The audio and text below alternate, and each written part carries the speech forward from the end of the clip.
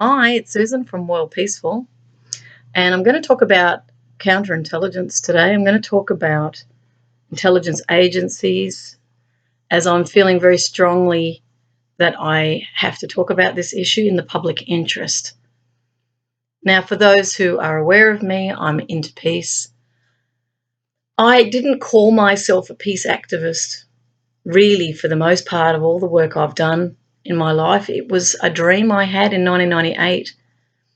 And the questions coming from that dream was, who teaches peace? Because I felt inspired by it.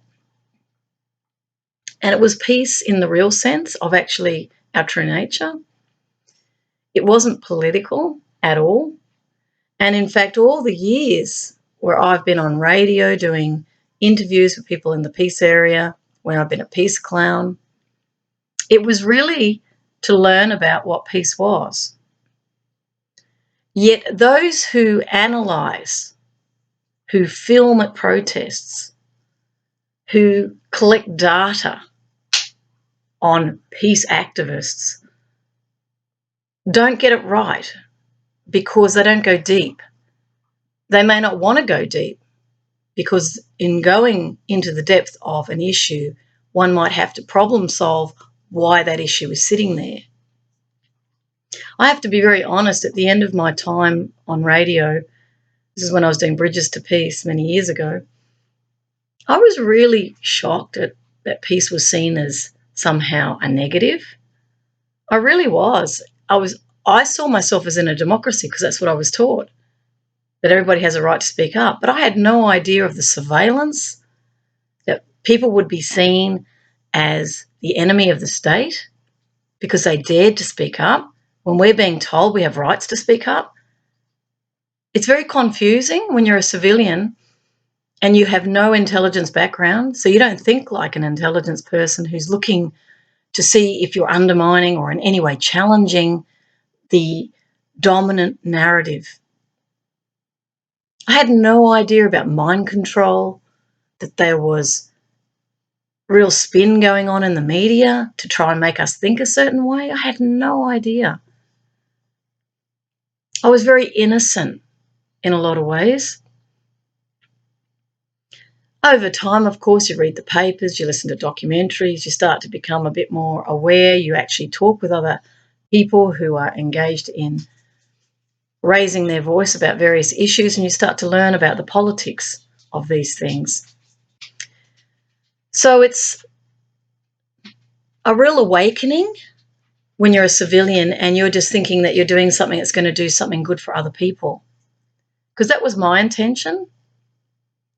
Now, I'll just quickly discuss and cover a few issues that came up. I remember when I recorded Scott Ritter for my radio program when he gave a speech at the University of Melbourne. It must have been around 2006, I think. My radio program went from 2004 to 2006. Now, I didn't know him. I didn't know anything about him. I hadn't read much, if anything, about him. I just had an inspiration to meet with him, and I knew a unionist who was at La Trobe University. And I talk a little bit about my experience with Scott in a forthcoming video. But the long and the short of it was I was just learning. I was just happened to be in the right place at the right time for the most part. And I found out who these people were. And it was like a whole world opening up that I had no idea about. It's like parallel universes. We civilians, we live in our world where we work, we get paid, we worry about our kids, we go and meet our friends, we have little dramas going on all the time. And then there's a whole parallel world to this, which is politics, which is intelligence agencies snooping around. I'll call it that, Snoopy.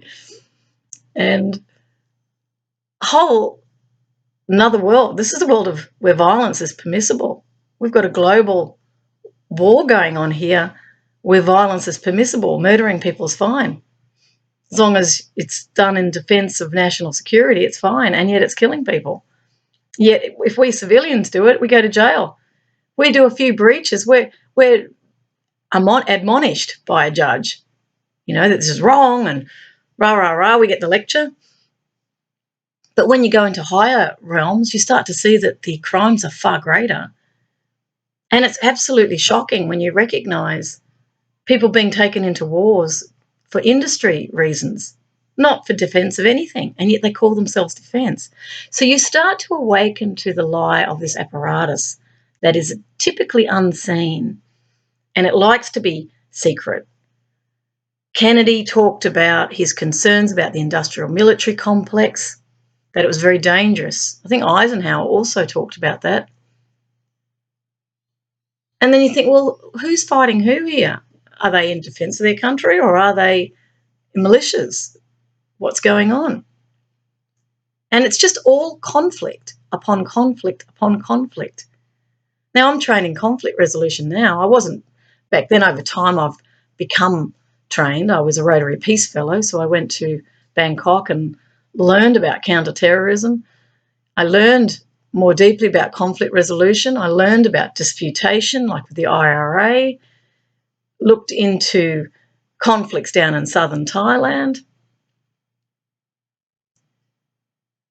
heard about conflicts in, for example, the police in Brazil, learned about the conflict in Kashmir from a human rights activist actually on the program. The Congolese have been in constant war. There was a member from the Congo on the program. We had lawyers on the program. A mullah was there. So he was actually a very spiritual man. No, he wasn't a terrorist. He was actually like a priest. He was actually a very gentle man, actually. When you bump up with people, you start to realise they're not what they've been portrayed in the media. This business of dividing our world because of vested interests who want power. It's like when you're a citizen, you just go, what the? Because you're not operating out of that mindset. You're just getting a job and getting on with it because you're believing that's what you do.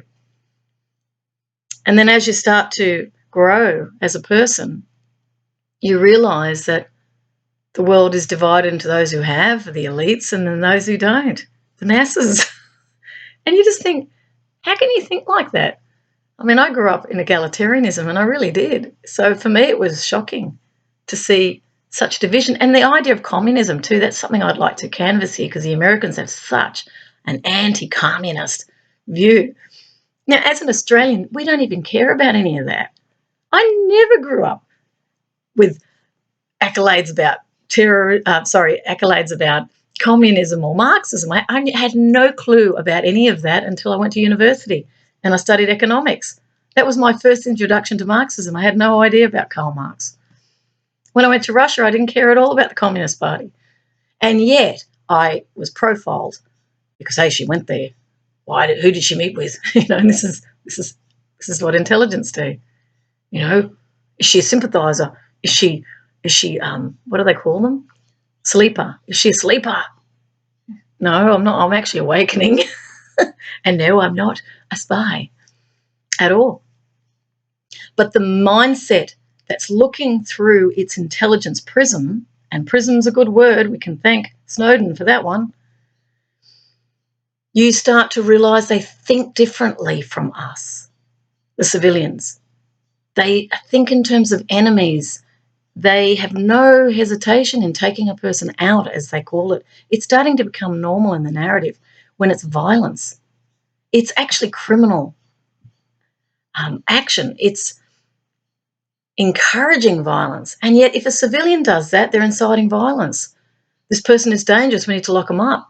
But if it's been done at the highest levels and we're hearing them talking about taking people out, where's your democracy in all of that? It's like it's being made abundantly visible that we got ourselves a problem here. This is the law of tooth and claw, which was a Hobbesian world philosophical view of dog eat dog, counter-strike, or it was actually strike them first.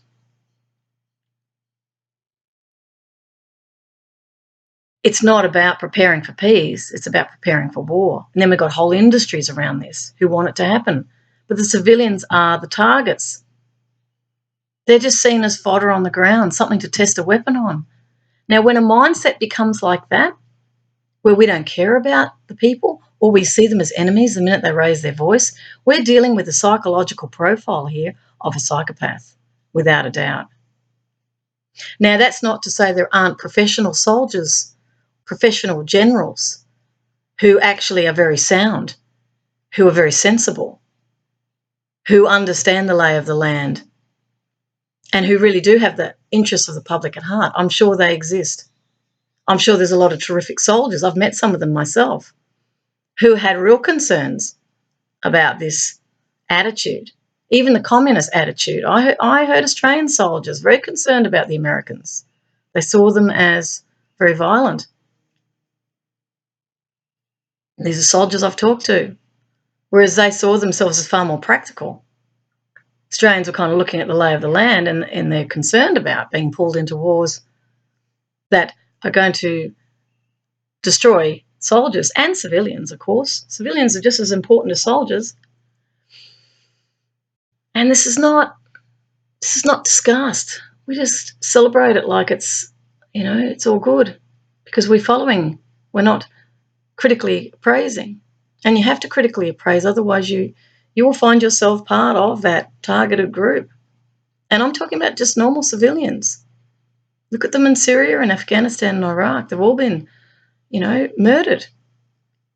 These are civilians. These are not combatants. So I'm going to talk a bit about that today because it's really on this agenda. But I want to start by actually looking at what's called Cointelpro. It's out of Wikipedia. I'll read a bit of it. I won't read all of it, but it will give you a feel for this counterintelligence. It's called Cointelpro, which is counterintelligence program. And it ran between 1956 and 1971. It was a series of covert and at times illegal projects conducted by the United States Federal Bureau of Investigation, that's the FBI, aimed at surveilling, infiltrating, discrediting and disrupting domestic political organisations. FBI records show that Cointelpro resources targeted groups and individuals that the FBI deemed subversive. Now, what does subversive mean? It means somehow it's undermining of the credibility or actively undermining something that they think is very important, I'm assuming. And that's including the Communist Party of the US, anti-Vietnam War organisers, activists of the Civil Rights Movement or Black Power movement. That's, for example, Martin Luther King Jr., the Nation of Islam and the Black Panther Party, environmentalist and animal rights organisations, feminist organisations, the American Indian movement, independence movements, such as Puerto Rican independence groups like the Young Lords, and a variety of organisations that were part of the broader New Left. See, the minute we get a label there, they're all left-wing. The program also targeted the Ku Klux Klan in 1964. Well, that's far right. So I just want to sit with that for a minute. Why do these groups organise? There's grievances. Let's start with one. Well, civil rights. That's a very obvious one. Martin Luther King.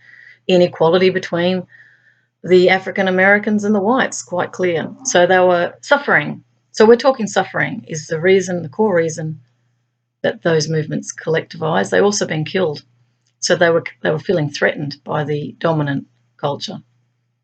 Now, is that an enemy or is that a problem to be solved by government?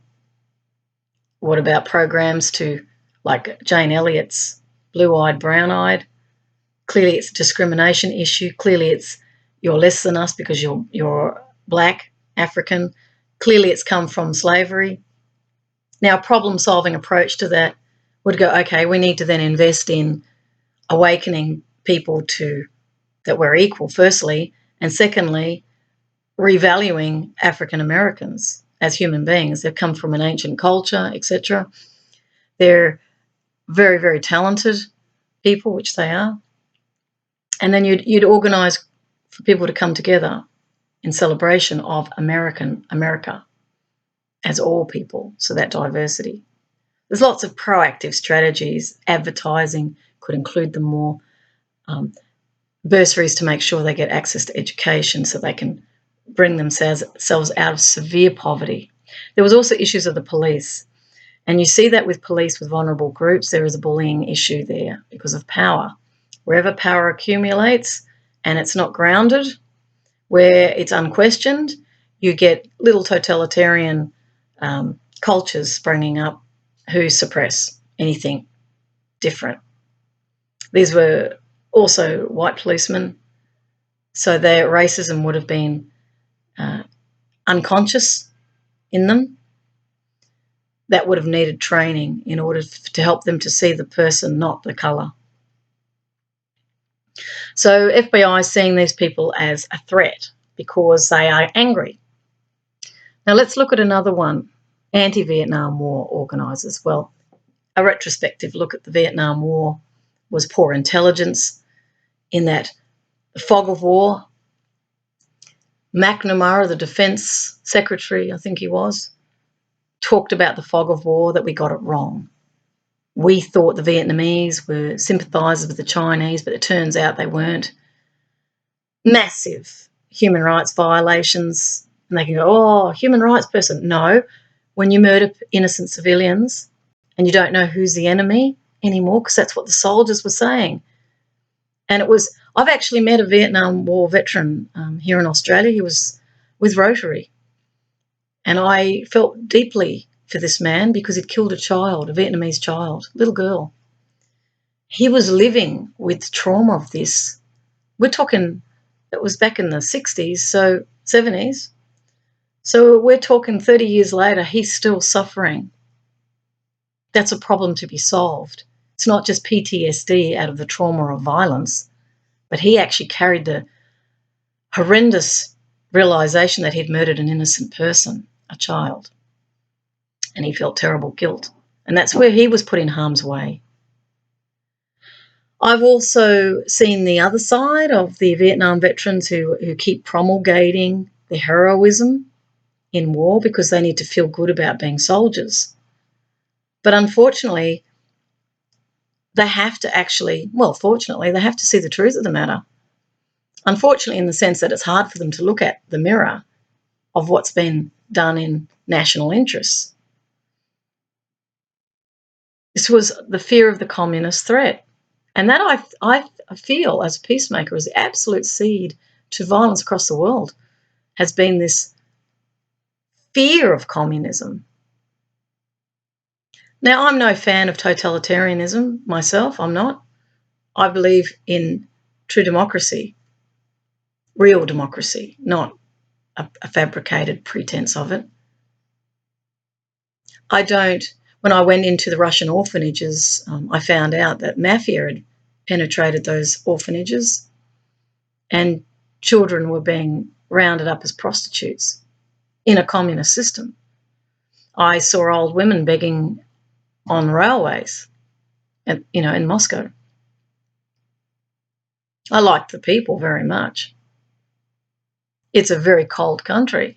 I wouldn't want to be homeless in Russia. There was a lot of alcohol. 600,000 abandoned children due to alcoholism. Parents were alcoholics or deemed problematic. They took the children from them. That's how they ended up in the orphanages. Patch Adams went to Russia to create a thawing of Cold War tensions. But he didn't do it just off his own bat. Maria from Maria's Children, who was a Russian artist, wrote to him out of a Russian-English dictionary. And she asked him to come. And that's how he entered a political sort of activism, in a sense. And then he's been preaching love ever since because he saw that love healed. He went in and loved the children. I saw him with a child on his lap, making her laugh. She was deaf and dumb. I saw him crying on the bus when he's looking at her photo. He felt deeply for the civilians in Russia and the harshness of those orphanages. They become institutionalised. And, of course, you get privilege. Just as you would in a US society, there's the privileged elite existing. Except it's a centralised, controlled system, so capitalism is not there, and that's the issue.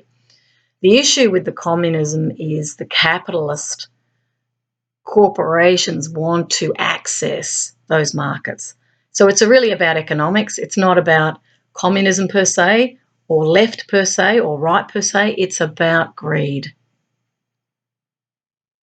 I just saw that very clearly in my mind. It's about greed. It's about more money, the gold. So I'm saying these things because you've got to become very aware that labels are used to demonise, but there's agendas beneath it. And those agendas are never going to come to light unless we sit and really look at this. So I want to look at another group here. Let's look at feminists, because there's also the rise of Jordan Peterson. I heard about him from a judge. Sounds very reasonable as a psychologist, but there's an underpinning. Women who wear red lipstick, look at me, I'm wearing red lipstick. He was saying that they're making their lips look red, which is arousal. No, I just see my face as bland without lipstick. I've done a video on putting on makeup, and it's really got to do with not being valued actually as a female, actually. We learn very young that we have to look pretty in order to be valued. Outside of that, we're not valued. I've even heard men woof at women they didn't like, call them dogs. So we get prejudice. So this is going into the feminist. The reason why women became political, because feminism is about political equality. It's not about man-hating, although there will be women who are angry and bitter who end up in these groups. Of course, just like there are men who hate women.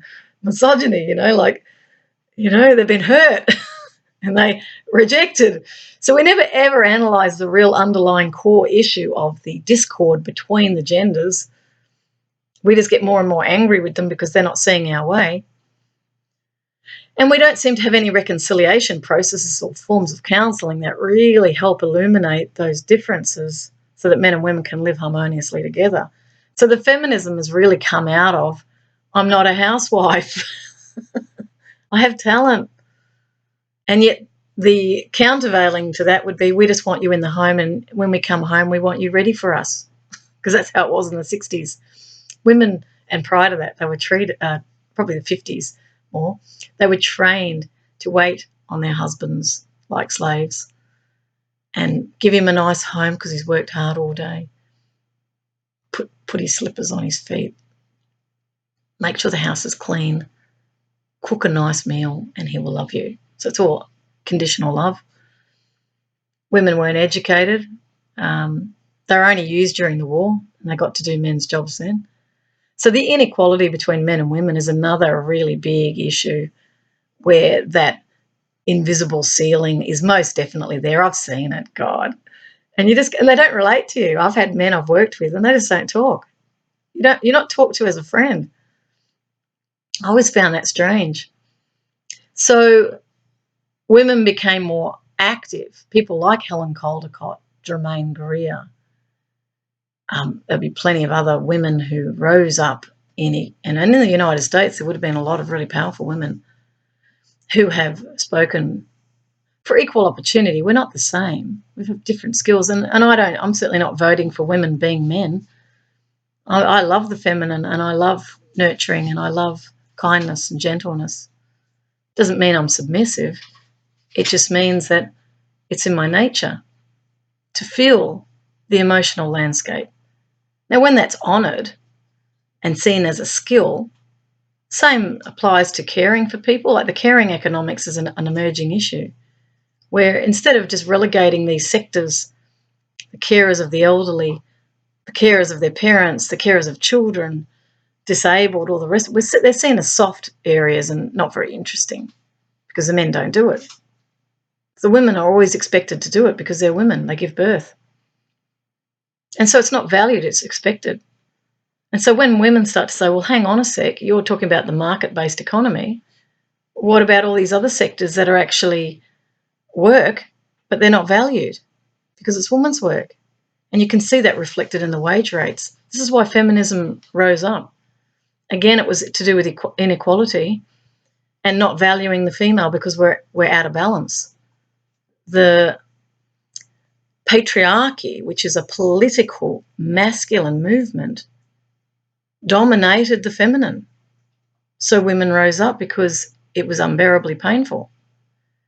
Women were being beaten up in domestic violence situations. Look at machismo over in Italy. I remember that. It was actually accepted that the men beat the women. In places like the Middle East, Afghanistan, India, if a woman leaves her husband, they'll go after her and they'll kill her. You can't leave your husband. Chattels. So women are still chattels in certain parts of the world. In Afghanistan, women were stoned to death in Kabul Stadium. Baby girls killed. This is why feminism rose. That's why Rawa, I talk about Rawa in a future video that you can look at. Revolutionary Afghan Women's Association started because they were brutally suppressed and murdered. So again, looking at the FBI's take on this from an intelligence prism, they're rising up and they are challenging power. The truth is they're not challenging power. They're seeking to save their own lives. They're in pain. They need to be heard. Their grievances. This is where conflict resolution comes in, but it is never employed or deployed. Because it's a feminine thing again. It's like, no, it's not. It's resolving conflict. It's learning to listen to the other side. It's not all your way. Dialogue. When you sit in front of someone, it changes everything because it's no longer in your head. It's no longer in a dossier on an FBI, CIA, ASIO, ACIS desk. It's not a whole pile of paperwork where it's been framed from an intelligence perspective. In conflict resolution, we sit and we listen to both sides equally. It's all about equality. And naturally, peace is going to come out of that. Sort of de-escalation of tension is going to come out of that because the real issues are that people need to be heard. They need to be able to find a pathway out of abuse. Now, an abuser is seeing it as a threat because the ego comes up. They're not trained. They're not sufficiently integrated with the heart-based intelligence. They're literally coming from the intellect. They're using surveillance devices to gather data and they're calling that truth. It's not. These problems are social, economic problems that I'm just talking about right now. They can be solved at the community level. They can be solved at the school level. It requires education. You have to learn to see the other side.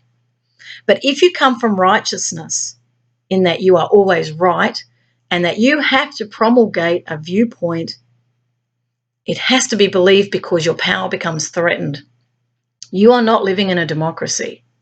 You are living in a totalitarian dictatorship and calling it democratic.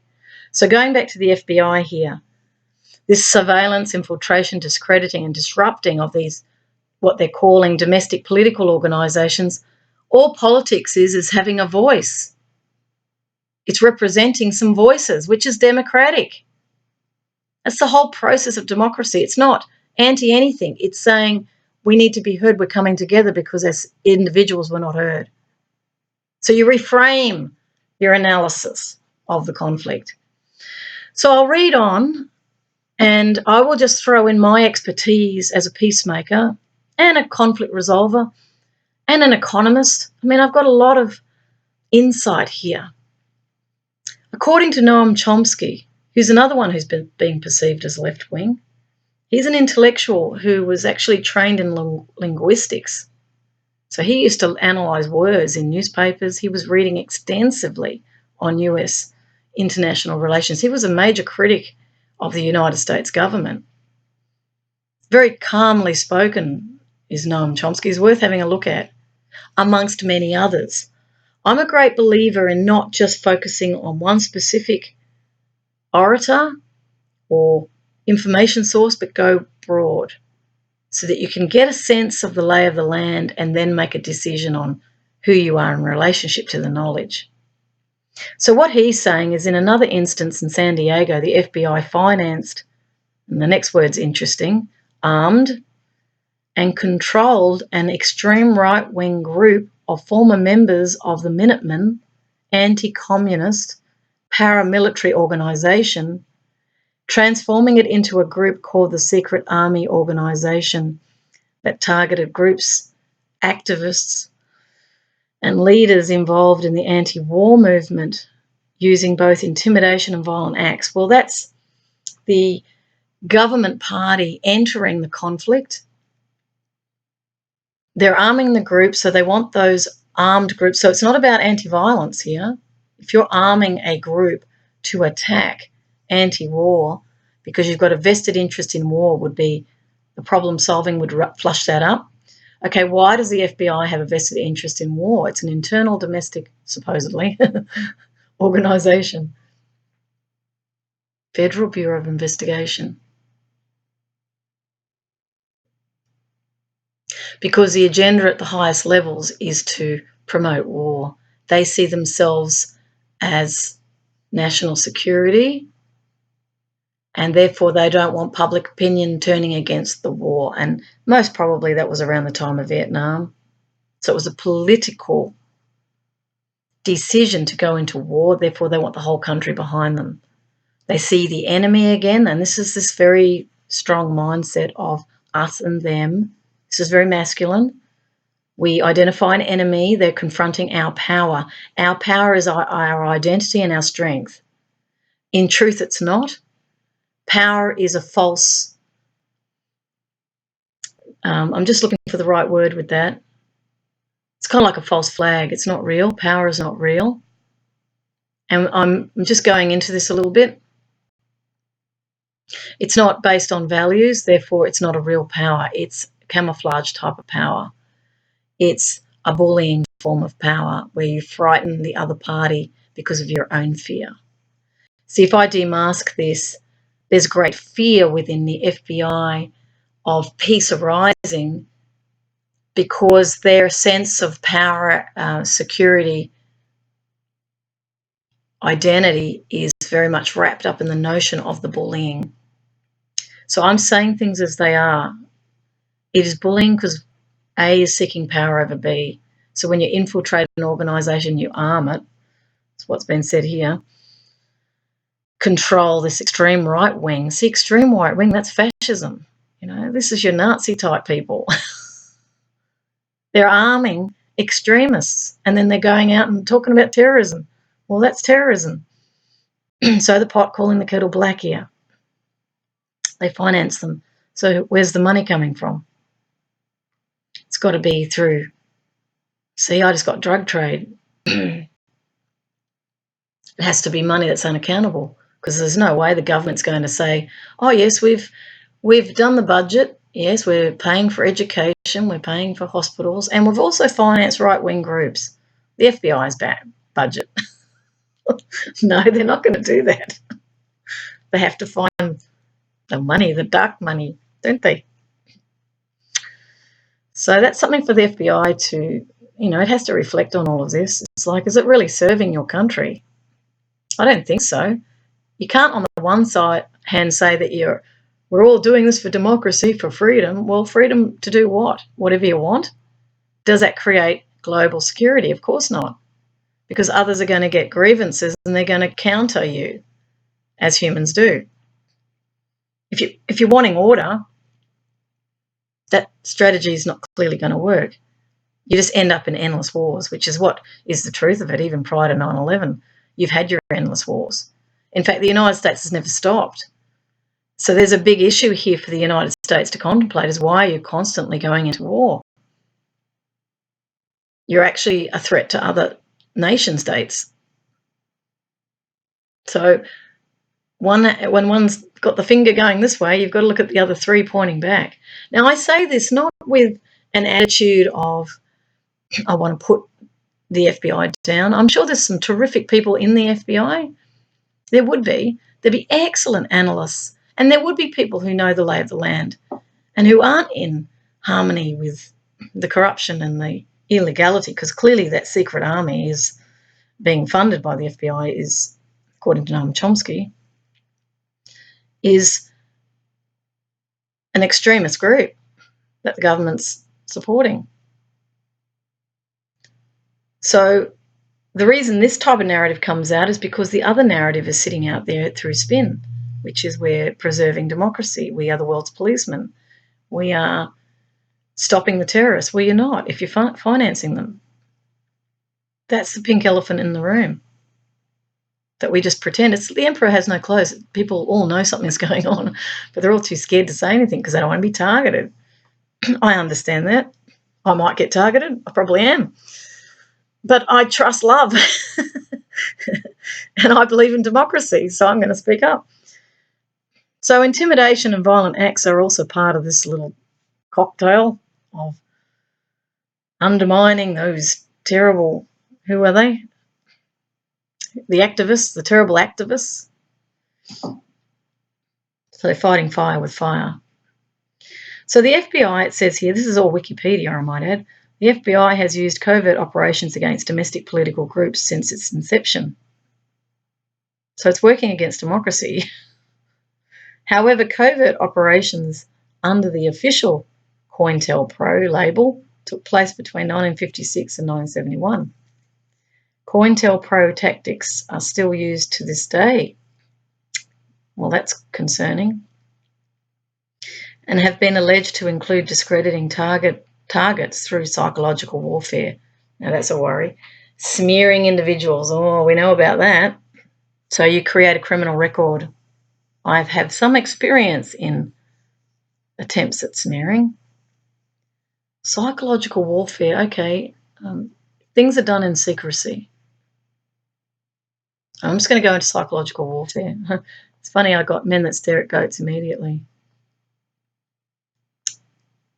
Jeff Bridges played the guy who set up the New Earth Army, and Jim Shannon was the actual real person who Jeff Bridges was portraying in the film, who set up the New Earth Army as a special unit within the US military that were tasked to prevent war. How's that? So there's some good in the US.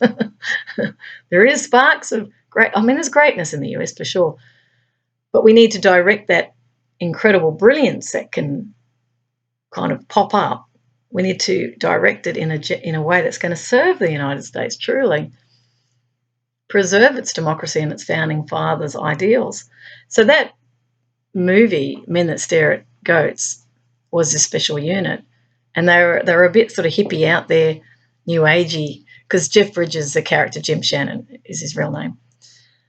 He went into the New Age movement to understand the power of meditation. You know, they used to take psychotropic drugs, have way out, we're going into the cosmos type experiences.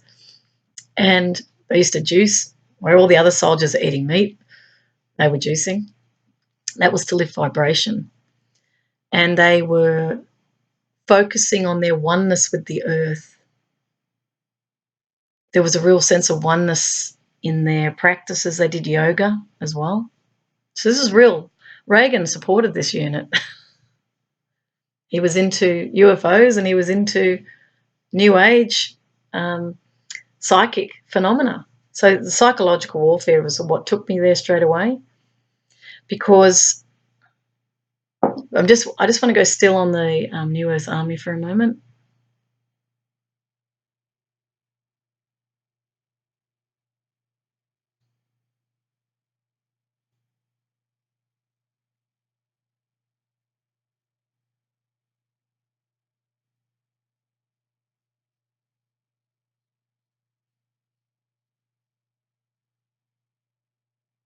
So they were tasked to ensure the peace, the real peace. So they were bringing peace into the military, which is a real miracle in itself. They were doing remote viewing. George Clooney actually played one of the very good remote viewers.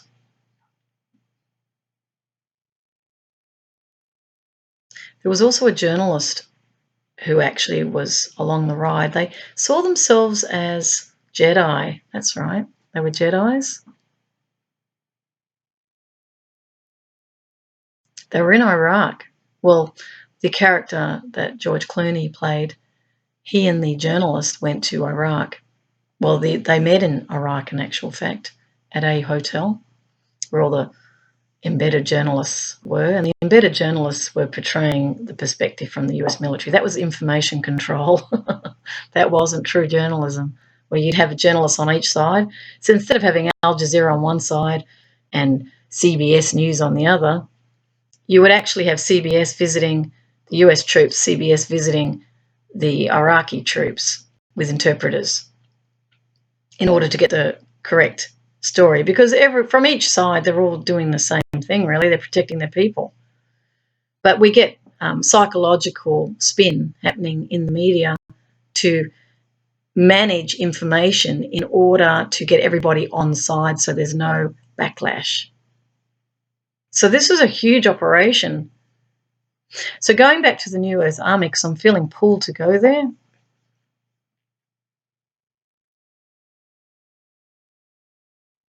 He got a message from Jim Shannon. I'll just use the real guy's name.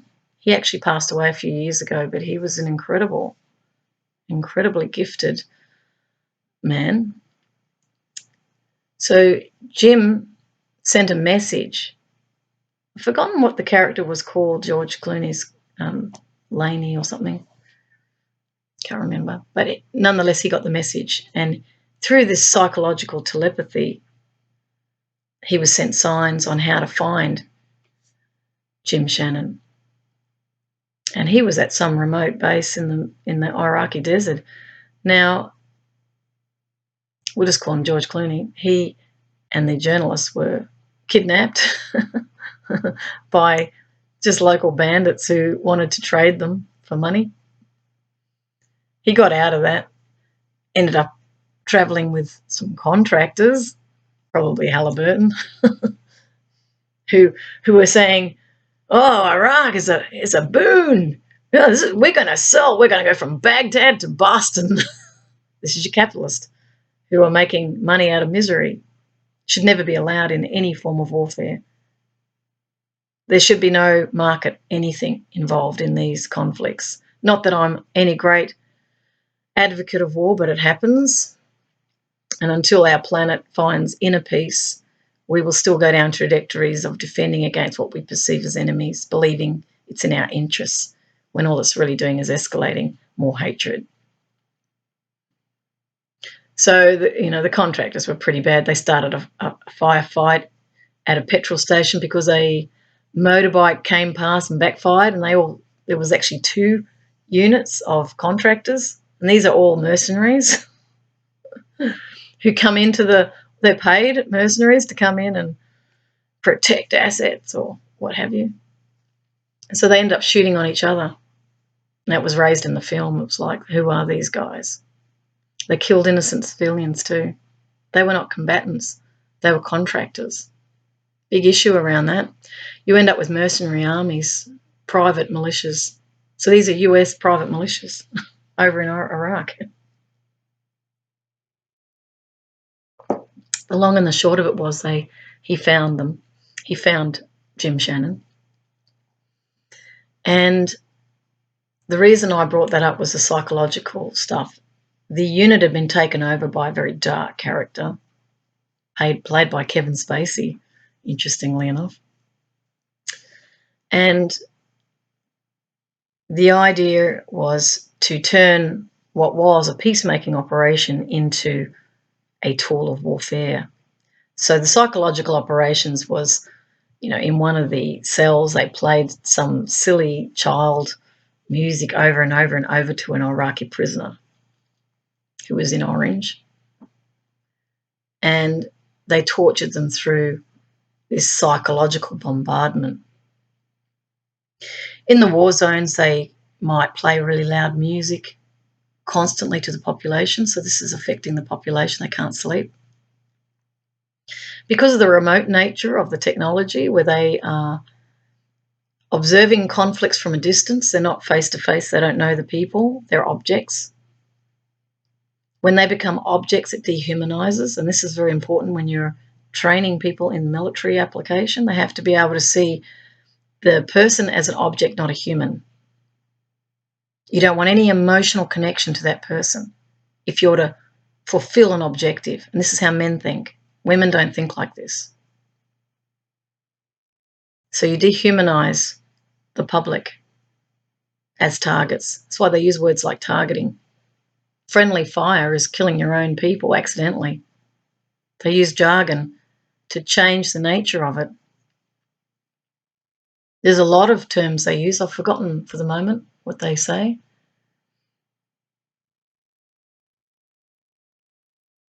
If anything comes up, I'll repeat it. But the bottom line is it's psychological warfare.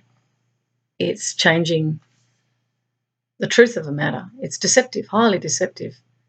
The using war as a war tool is to break down the psyche through forms of torture, through insulting their religion. They did that at Abu Ghraib, putting dogs on them, terrorising,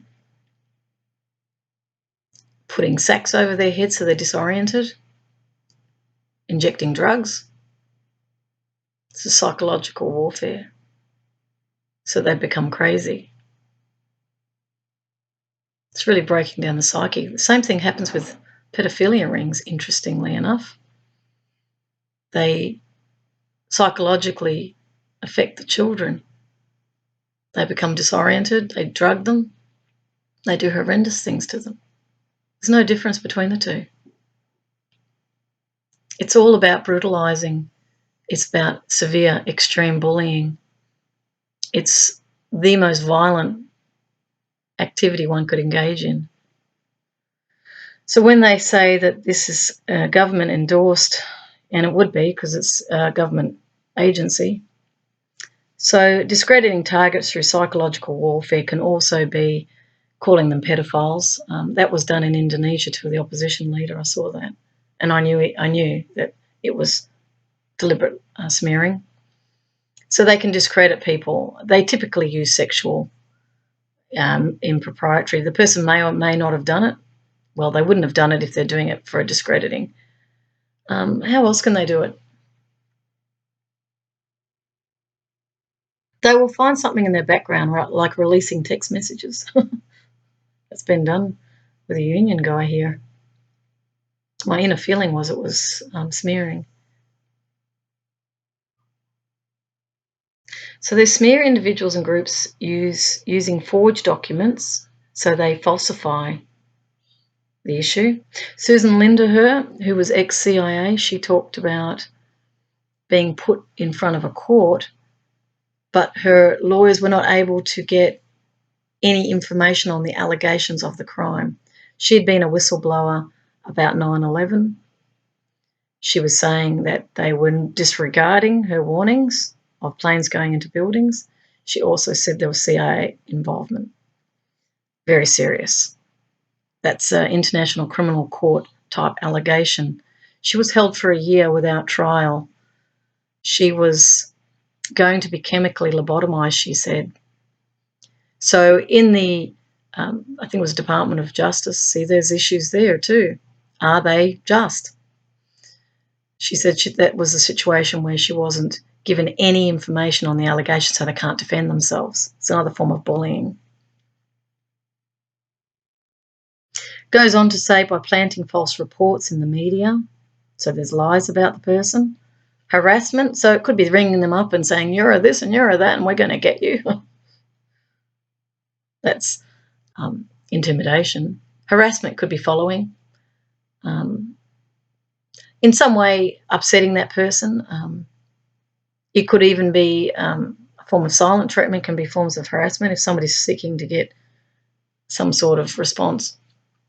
But the harassment can be physical, jostling, abuse, verbal abuse can be part of that. Wrongful imprisonment, which is what happened to Susan. She should have been a hero, but she wasn't. She was shocked that she was doing her duty and then criminalised. So this is what we're dealing with now, and that's why I'm speaking publicly. It's because it has to be made visible. You know, we cannot be ignoring this because you could be next or I could be next. I have to trust God on that one. illegal violence, including assassination, people getting knocked off. What was it? The poisonings in Russia, I think. And I'm not watching the media much, but I'm hearing little bits and pieces. And it's like, well, we've just had the Iranian general. That's one. Central and South America would have plenty of targeted assassinations.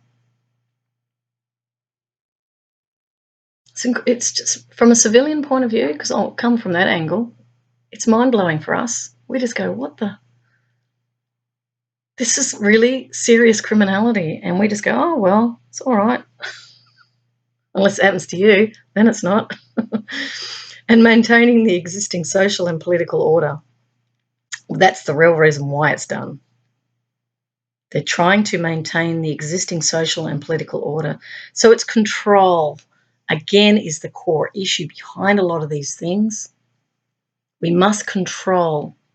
This is very much a masculine. I'm not saying women don't do it. They do. They do. And I've witnessed women controlling.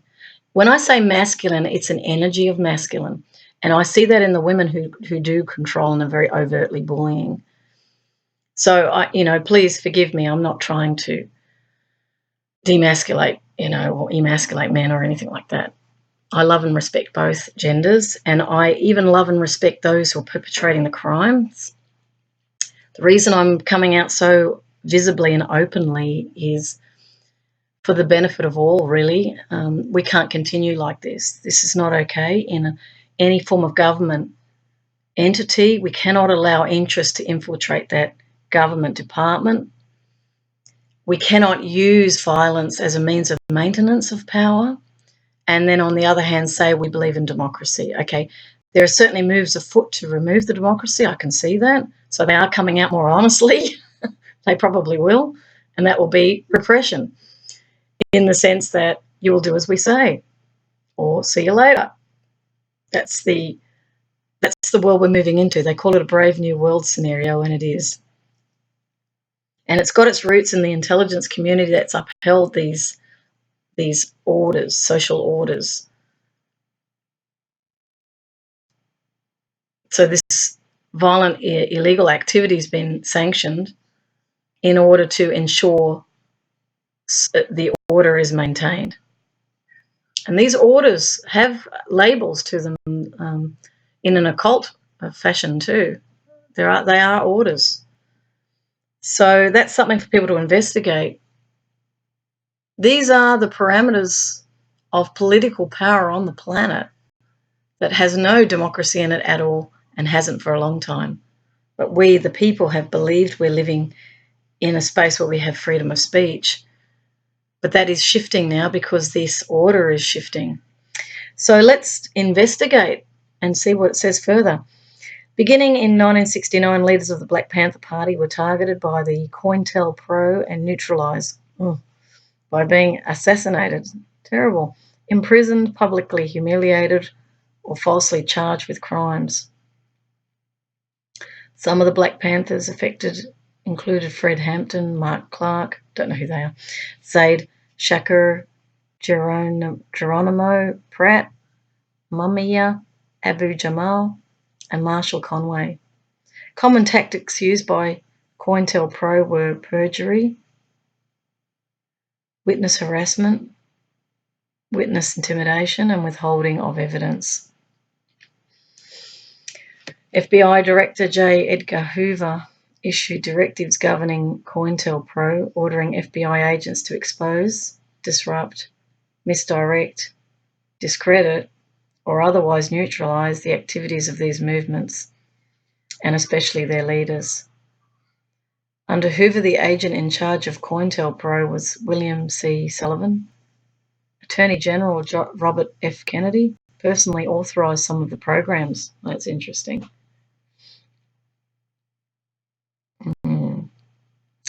So that's not good to hear. Although Kennedy only gave written approval for limited wiretapping of Martin Luther King's phone. See, that's not appropriate to wiretap Martin Luther King. See, this is coming into this is where the roots of the surveillance that we're seeing today have occurred. Is this, and what was it, the Watergate, Nixon tapping Democratic Convention or whatever it was. This is not playing fair, it's ruthlessness that wants its own way and doesn't seem to have an understanding of those democratic principles because they're not taught even at school. So you could even say, with these guys, it's like, well, they just go, oh, well, we want to know what they're thinking so that we can, because they're a threat. But they're not a threat. They're just raising an issue. See, it all depends on how you choose to see it. They're just raising an issue. We don't feel safe. We're not equal. We need equality because we'll be safe. We need rights. We need to be treated with respect, dignity. And of course, those who are very extremists will go, oh, no, they're nothing. They're less than us. We're more important. Because the ego is at play here. You should look into Eckhart Tolle, Power of Now. The New Earth information is very interesting, where he talks about, the ego. I just want to go present on that for a moment.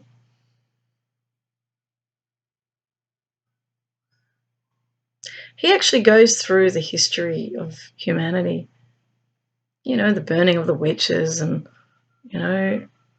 which was really about women.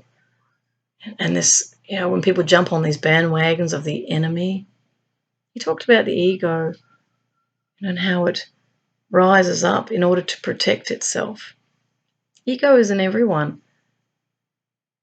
Where we want to feel we've got power. It's always about power. Because the human condition, I think, is always oscillating between fear and love. And we don't like the feeling of powerlessness. But if we're very unconscious and we've not really given it deep thought, we're going to react to things. And I think there's been a lot of reaction from what I can see reading even this. Not really sitting with presence and thinking and feeling, well, what is the fear in me around this? Because it's really fear that's moving us. They're not real enemies. They're not. I know this as someone who has mediated conflict. And when I've also engaged in actually talking with someone who I've decided I didn't like or whatever, I've realised I was wrong. The best thing that ever happened to me was realising how wrong I was about people. And what I noticed is you could email someone and have an opinion. But you know what? If I sat in front of them, it'd be completely different. And this is why all this remote technology is actually not serving intelligence, because it actually separates them from the truth of the matter, which could be solved peacefully. All this money that's getting invested into counterinsurgency, counter intelligence could be solved very quickly. I've raised these issues to people in power about dialogue, but there was no response to that. It was like they only understood their own interests. They saw everything as a threat, a risk, when it wasn't. A dialogue would have resolved the issue because that's what I knew at the time I needed. I needed to talk about it because I'm a female. I need to talk about it. Men tend to shut down. They see differently. It's all about power for them. It's all about how they're seen. It's about brand image. When a simple act of just stepping across the floor towards someone and saying, you've obviously suffered, put your arm around them, let's talk. All the problem. I wonder how many of all these issues could have been resolved easily with training in conflict resolution and a far better integration of the feminine. Not this idea of, well, women are weak, we don't want the most, you girl crying. No. Sit and go, you know what, maybe I need to cry this out. My father treated me like crap when I was young. He's never said he loved me. For many men, this is a big issue as boys. Yet they would feel embarrassed talking about that because they'll be seen as weak. You're a girl crying because they think they've got to differentiate from the feminine. Well, no, humans cry. When I was teaching peace, I said to the kids, we all have tear ducts.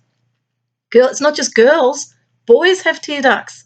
Why? To release toxins that build up in the body. That's why you get sick. And we're creating a sickness around the planet through all the radiation, through these nuclear weapons.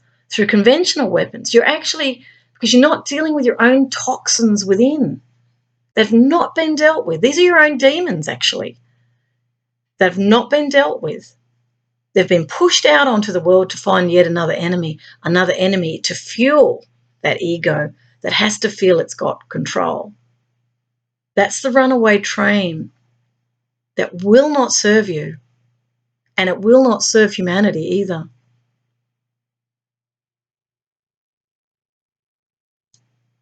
You have to find peace.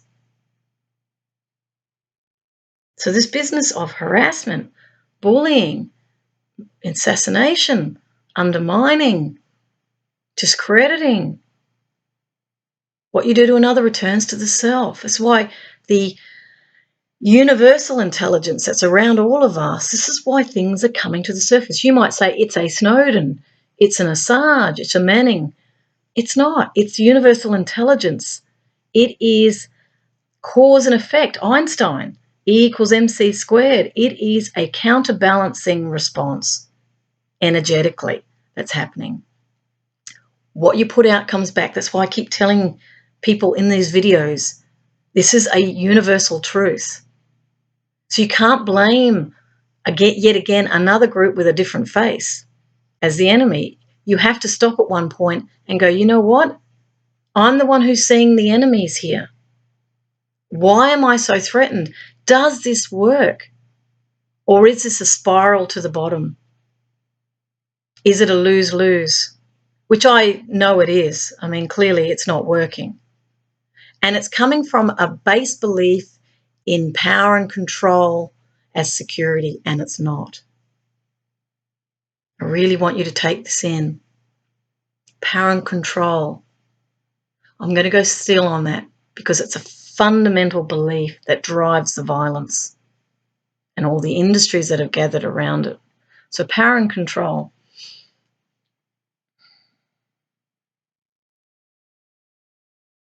I firstly want to say we all feel it. So this is not us against them, firstly. I'm saying this is a basic belief that's driven the violence in the world, and it's not only in the intelligence, in the militaries, it's in everyone. Okay, it's part of the human misunderstanding that has driven disruption. So disruption, which is a terminology being used these days, is not new. Disruption has been constant. Our ways of life in certain countries have been completely ransacked and disrupted. So even the whole smart city thing, which is considered to be a massive disruption, the automation that comes in around that as efficiency when it's really displacing labour and it's controlling further. So we've got that control paradigm moving now into deeper disconnection. So the disconnection is what happens as a result of the control and power being exercised and causing things to become an object because we can't feel. If we feel, we won't do it. That's why the training in the military is there. In fact, that Men That Stare at Goats, that film, in the very beginning, when Jim Shannon comes into Vietnam, in actual fact, and he's on the ground with new recruits. It's a very powerful scene in the film. They see a whole pile of American bodies. It's awful, terrible. They're all upset. You could totally upset. And then there's a lone Viet Cong running. Well, he was standing. Well, he ran and then he stopped. And of course, Jim Shannon's just standing there, like going, "What the?" Because no one's shooting at him, and he's going, "What the? Shoot! Shoot! Shoot!" And they all started shooting at this Viet Cong running.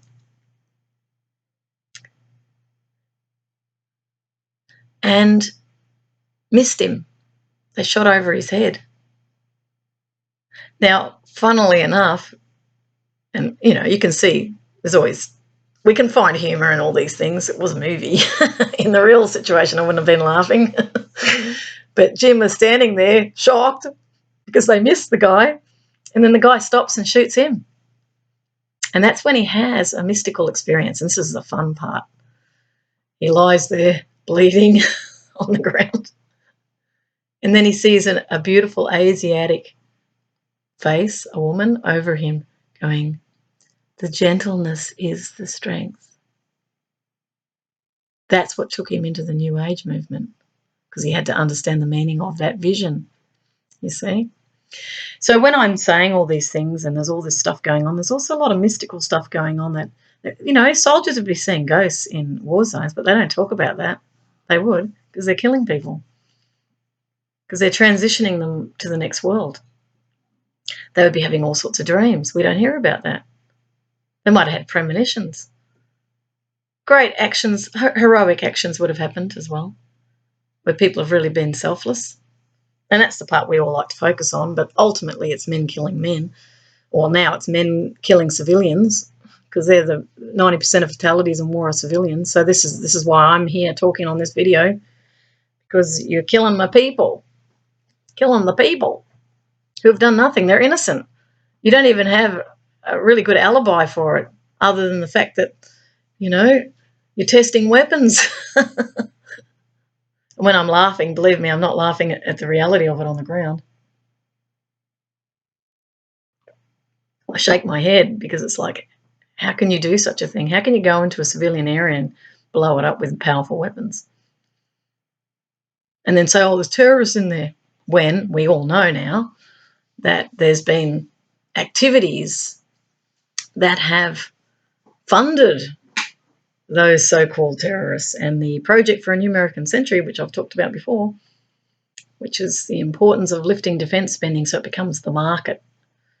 So there's really, really, really deep issues in all of this.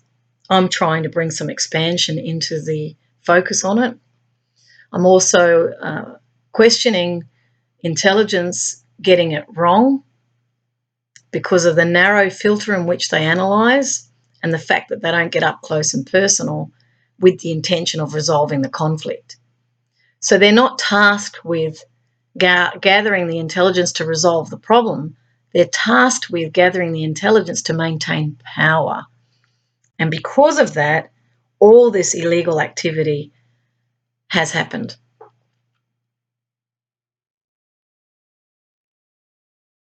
Because you'd go off on a different trajectory if you were seriously wanting to bring world peace, which is what they often say they're doing. It's not. So I'll just read a little bit further along.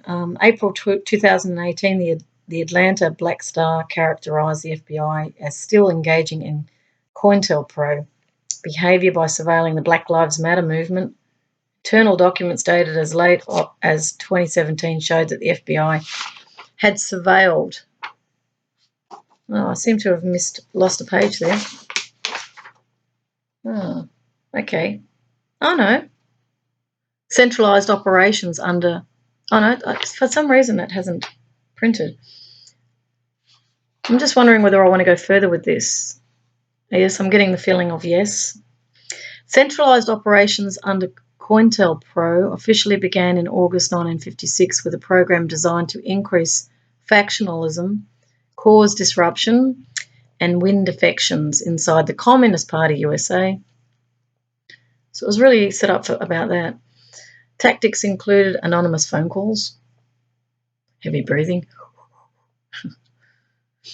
Internal Revenue Service audits.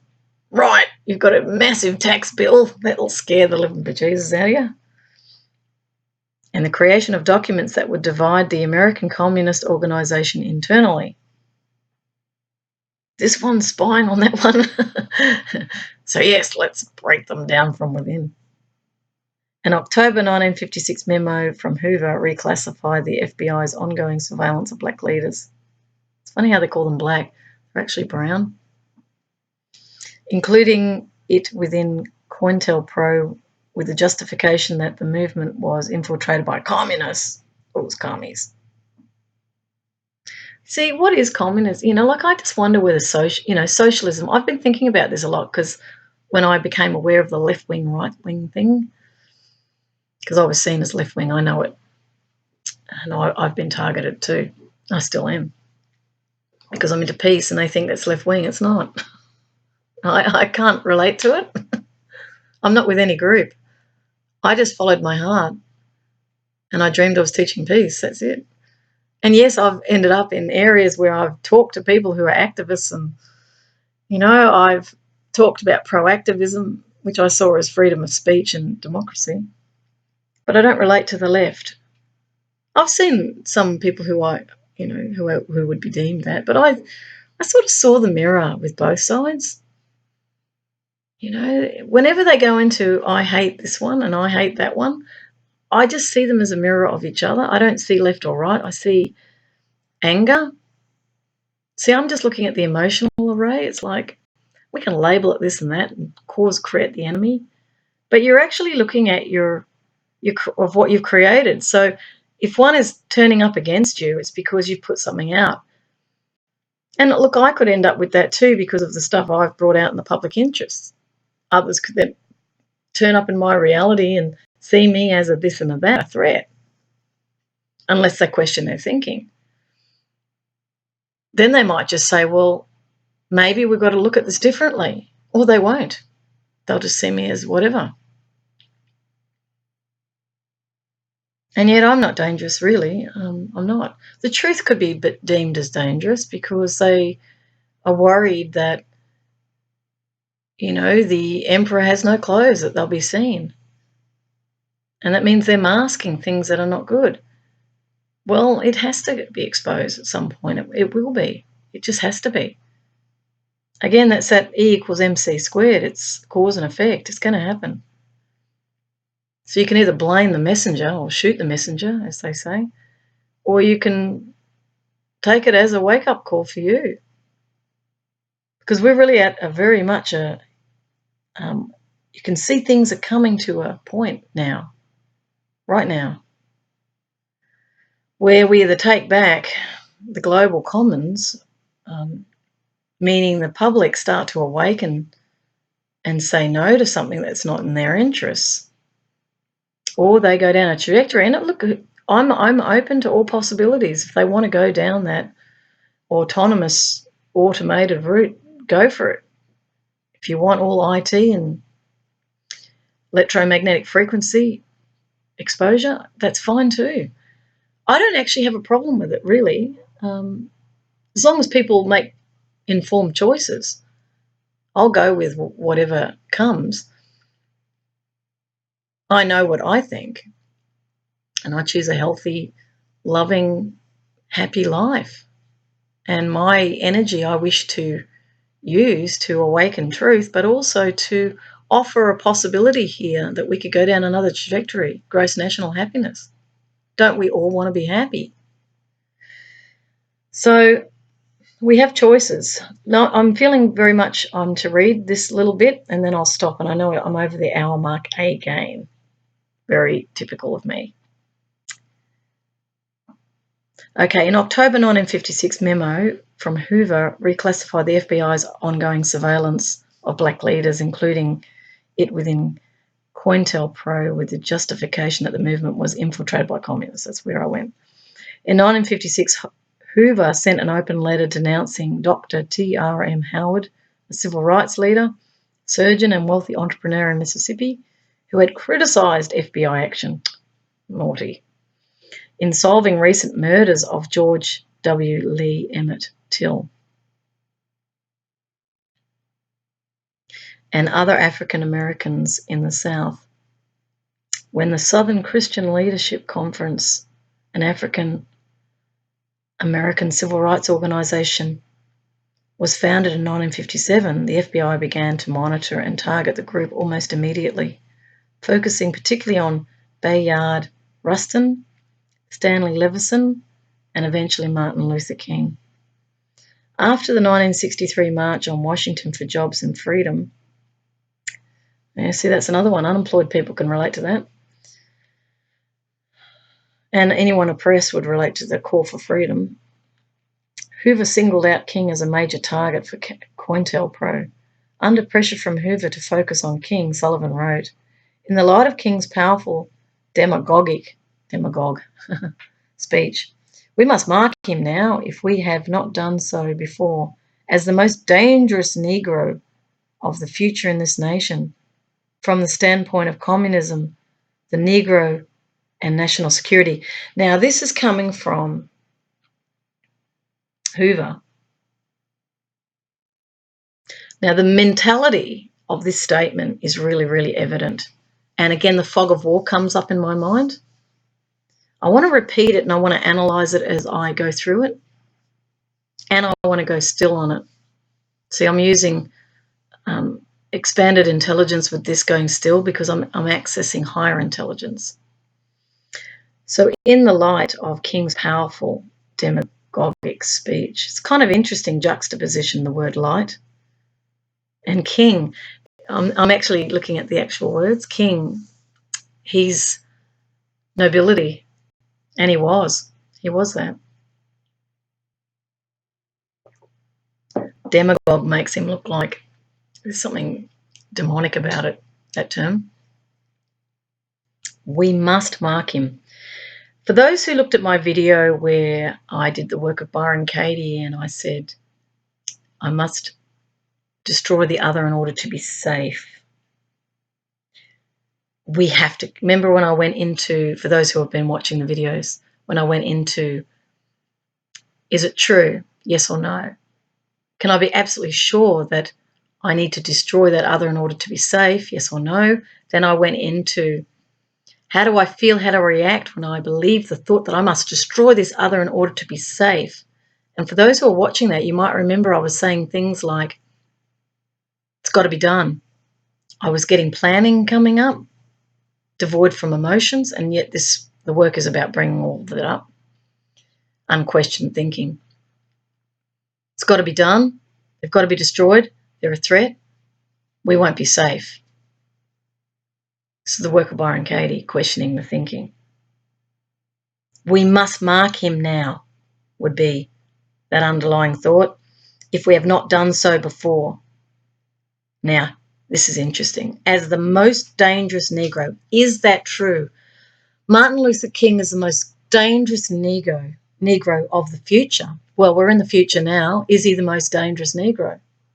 Well, no, he's not even here. He's gone. Okay, his memory. The memory of Martin Luther King is the most dangerous Negro. No, that's not the memory.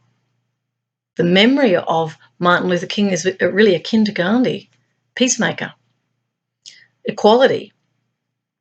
Is equality dangerous? Let's question that. Equality is dangerous. Is it true? Yes. How can you be sure it's sorry, I'm just going into the work. Can you be absolutely sure that it's true that equality is dangerous? They might go yes or no. Let's say they say yes because we want power over them. How do you feel? How do you react when you believe the thought that equality is dangerous? I feel I'm losing power because they're parity, right? Equal. They're going to demand more things. They're all going to overpower us. They're going to demand rights. That weakens our power, right? Sort of blows the myth of superiority, you see. So these are the unquestioned thinking that's going on here. So he's the most dangerous Negro of the future. Well, I don't think so. I don't even think majority of the people on the planet even think much of Martin Luther King. They might in the United States, but we're talking about the most dangerous Negro in the future. Well, what's a Negro? I don't even know what that is. I really don't know what that is. That's what they were labelled. Negro. I don't think they liked that term, so it was a diminishing term if I'm analysing it. That in itself has inequality within it in respect of the labelling. Not African American, which has that vibration of equality. Negro has that slavery attachment. So that's superior, inferior. It's also free labour. So we're talking capitalism again under the surface if we dig deep. It's about free labour, energy in order to make money. So as you drill down, you start to see what the real drivers are. So the Negro of the future in this nation from the standpoint of communism. So then we associate communism with the Negro who's dangerous. Communism is dangerous. Is it true? Really, is it true? Communism is dangerous. Okay, if I'm in the position of an American, certainly in Australia, we couldn't care less. We don't even think about communism here. I mean, there will be pockets of people who are into it, but that's different. It's called freedom of expression. It's people who are on many bandwagons. Okay, so let's go with this. The implication there is communism is dangerous. Okay, is it true? They would say yes. Can you be absolutely sure that it's true? They would say yes.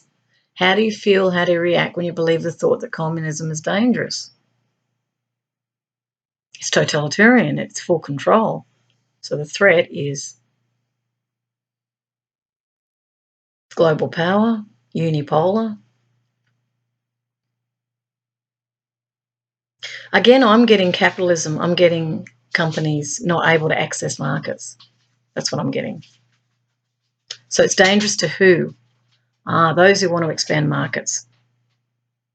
Who else would it be dangerous to? Well, you've got the nuclear standoff.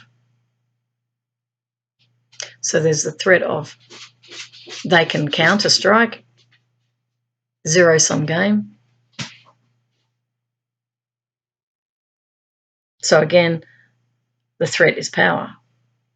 They can, and that's how power is maintained, is through the technology, science used in weaponry to frighten that other. This is very primitive. It's a bit like chest beating. You can imagine the guerrillas beating their chests, rushing the other party, and they get scared. Get out of my territory. It's got a bit of that in it. And that's a masculine. Women don't think like that. See, we wouldn't even think to create that boundary. So from the feminine perspective, we look at this and we just go, wow, that's how they think. Because we don't think the same as you. We would feel the compassion. Oh, they live differently. Okay. Be interesting to see what the world would be like if women ran it. I don't think it would be like this. Although if they have practiced in the way of men's thinking, they will still think it's about power when it's not. The real power is in nurturing. The real power is in sitting and listening. The real power is in reaching out to those who you fear and inviting them for a conversation. What women would probably do is, well, you have children, we do too. We all want peace, right? So we can raise our kids. We want our children to have a future. See, this is where the feminine, see, I don't have children, but I have a very strong connection to motherhood as a woman because it's in my DNA. I'm very much the mother as well.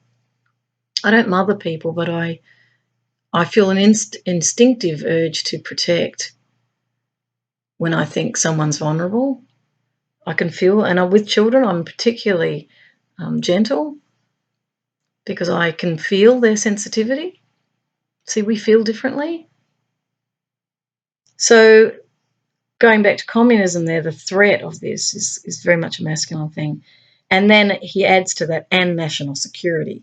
So then he makes it a global American national security threat, the Negro. But he's linked it to dangerous, to Negro, to the future. So we have to watch them over time. Communism it's been linked to, and they're clearly a huge threat from a national security point of view. So that statement is laden with labels which are untrue. Because as we know retrospectively looking back, he wasn't a threat in the future at all. He created a great change, thank goodness, which was a more opening to equality with African Americans, but the tension is still there today. I did feel it when I was over there. But people like Oprah Winfrey and various other successful actors have opened the door to that equality by saying, hey, we can be famous too. Eddie Murphy comes to mind. He was great. There's been a lot of wonderful African American actors and comedians. See, we're all the same, really. It's this sort of mentality, though, that I think is under the spotlight today. As with Snowden and all that, it brought up the issues of the illegality. And you may not want to hear this, but you got to hear it. because the global population is talking about it. I'm talking openly, but everyone else is talking about it, probably in more scathing terms than what I'm certainly not talking about it scathingly. I'm just speaking openly and honestly, which is democracy. That's freedom of speech, and you need to hear it. How do I know you need to hear it? You're hearing it if you're watching this. That's a universal law.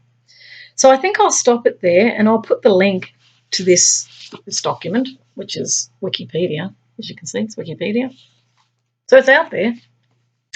I've just added my narrative in as I do, which goes on forever. Sorry. I love you. I love you all. And may we allow the truth to set us all free ultimately, and the security that we're all reaching for, may we recognize it to be inner security. It's coming from clarity. It's coming from a sense of a desire for peace in the world. And for those in the intelligence community, like the FBI, who did come onto my friend's phone, I might add, I'm going to add this bit because they were listening to our conversation, because I'm considered a peace activist. Because I thought, why would the FBI be on? It was FBI surveillance. It was actually, I took a photo. It's on my blog. I might put that, I'll attach that as well. Because I was just going, what? Why would they be listening to me? And then I realised it was because I recorded Scott Ritter and Douglas Rockey, who was a depleted uranium specialist in the Pentagon. And Scott Ritter was, of course, CIA. And me being naive and innocent, I just, just record it and broadcast it. But they would have seen peace activist, anti, or to use the American terminology, anti-something, anti-war. And yet if they'd sat down and talked to me, maybe we could have learned from each other. I actually did send them my telephone number, and that's when they did ring me. But I reckon they were getting voice activation, because I had an American ring me. It was around my stepfather's birthday 10 years ago. So I've been surveilled for 10 years, for sure. And this American woman, she rings my phone and she goes, "Is this funny business?" Because I was called funny business. I laugh at that. And I'll just tell you quickly for them, because I'll be watching this. Where did I get the word funny business from? Well, there's a guy at La Trobe who was actually a shopkeeper. And I was telling him I was a clown. And he goes, "Oh, that must be a funny business." And that's how I named my what business, if you like, funny business, right? So it was kind of a comic. It was very comical. She goes, "This funny business?" And I went, "Yes." And she goes, "Do you work on weekends?" It was an odd question. And I went, "Yes." And then I knew it was them. I just knew intuitively, actually. It was more than. And then I reckon she was getting me to say yes, because that's what they do. Anyone who gets these if you get someone calling you saying, "We're from the department of blah, blah, is this such and such?" Now you could say, "No, that's just them identifying you." You go, "Yes." Or they might say, "Do you want to do a survey?" "Yes." It's recorded. So they got my voice recording, and of course when I travelled the world, I had to go via Miami to jump over Colombia, because I flew from La Paz in Central America to Miami to get to I flew to Lima in Peru, which is South America. So I was going from was it La Paz? Costa Rica. Going from Costa Rica to Peru via Miami. I'll get that right. And I was forced to enter the United States. I thought I was going in transit, but I wasn't. I was forced, and I had fingerprints electronically, and my iris. Now, I didn't expect any of that, and I'd travelled a lot, so I'd never been forced to enter a country. Usually go through transit. I thought, that's weird. Later on, I realised, it's because they're actually collecting all the fingerprinting and iris prints of all the Central and South Americans, because they see them as a threat, not creating peace as friendly neighbours. So I wasn't actually in agreement with any of that, because it was an intrusion, and I don't want to be targeted, because they do it to make sure they can target you. Okay, well, I've got your iris print now, facial recognition. See, this is the direction we're all heading in. It's not going to serve anyone, ultimately. Creates distrust. We're going down the same trajectory, but more control. It's not going to work. But anyway, I guess we have to go down this trajectory in order to learn that. So again, I send the FBI love and peace. And as I've said, you can always write to me or talk to me. I'll respond. I'll always tell you the truth because I'm interested in that. But what I would say to you is don't do it surreptitiously. What it does is it creates distrust because you start to go, well, why are they doing that? They're supposed to be domestic. Why are they looking at an Australian person who wants peace in the world? Oh, they want war. Oh, okay. See, and that's what this has just told me. Well, I'm not going to stop. An individual is not going to be able to stop anything. All I can do is express myself as a human. You like it or you don't, I guess. Leave it there. Nonetheless, I'm still going to send you love and peace because I do love everybody. Thanks for listening and watching. Bye.